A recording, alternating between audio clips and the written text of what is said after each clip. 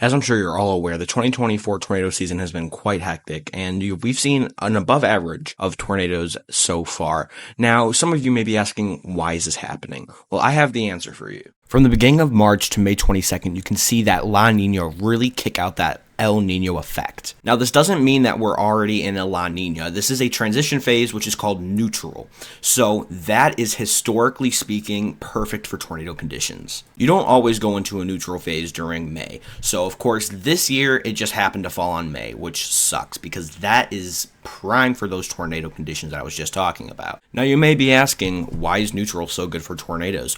Well, that is because of how the jet stream gets affected. As you can see in that graph above, the polar jet stream and the variable Pacific jet stream clash with each other in La Nina. So this is making those conditions really, really prime in those said tornado areas like Tornado Alley, Dixie Alley, all of those kind of alleys, like the Ohio Valley as well. So not only does this help with the severe weather setups, let's see how historically other years transitioning from El Nino to La Nina did. So one of the years that ended up transitioning was 2019. There were two EF4s in May. One in Dayton, Ohio on the 27th, and one in Lawrence, Kansas on the 28th. Now that is eerily similar and almost close in dates to the one we just had in 2024. Of the 24th, 25th, and 26th. Now that black line is the tornado counts in 2019. And you can see in the middle of May that black line ends up going up significantly. And that is eerily similar to what we're seeing in 2024. Another year that had a transition phase was 2016. There were two EF4s in May as well. One in Katy, Oklahoma, and one in Solomon, Kansas. The one in Kansas happened on May 25th. Which is the end of May. Do you guys see that trend yet? Now, if we're talking averages between the 2 years, 2019 saw above average, while 2016 saw well below average. But if we're talking strong tornadoes, they're pretty similar.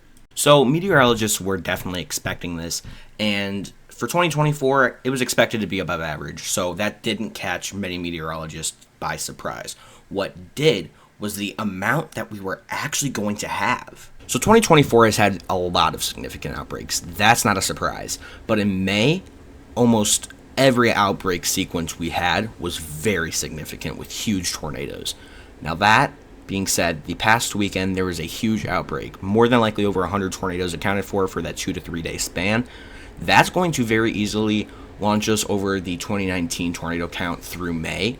And that is the second of all time in May.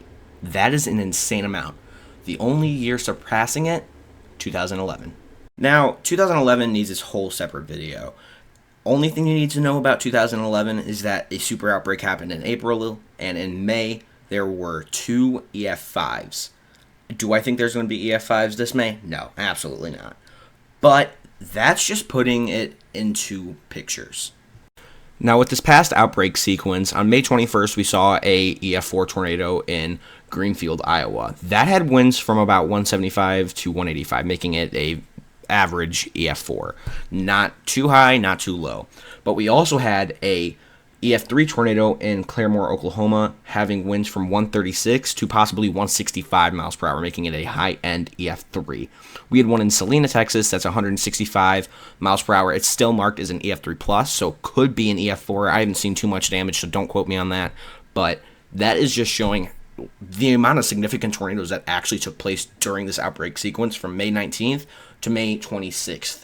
So not only did this affect the high plains, it also affected parts of Dixie Alley as well. Like Arkansas, there was a EF3 tornado that ended up touching down at 3:27 a.m., which is horrible. It ended up causing 4 fatalities, being a very significant tornado, especially because it happened at 3 in the morning. Not many people are going to be up, and not many people are going to have ways to get warnings. They're not going to have enough time to get out. It's a whole lecture for a whole nother video. Now, if we're talking tornado counts of 2024, as of recording this video on the 27th, there has been 831 tornadoes. That is above average as of right now. I think June's going to be pretty active, in my opinion. Early June to mid-June is probably going to be pretty active, so we're not in the clear just yet, so hold on. But as of right now, it seems like we're going to have a bit of a break coming up, so make sure you guys use that time, rest up, and prepare for some more storms in June. So if you guys found this video informative, just let me know in the comments. This is kind of my first time trying a video like this. And if you have any suggestions of any upcoming events you want me to cover or old events you want me to cover, I will be so glad to hear those out in the comments below. Give this video a like because that ends up pushing it out to the YouTube videos, the YouTube algorithm. What am I saying, dude? I'm going to do this one take because I'm so done with this and I want to edit this and get this out as soon as possible. So yeah, subscribe to me if you guys aren't, and have a great day and rest up. Yeah.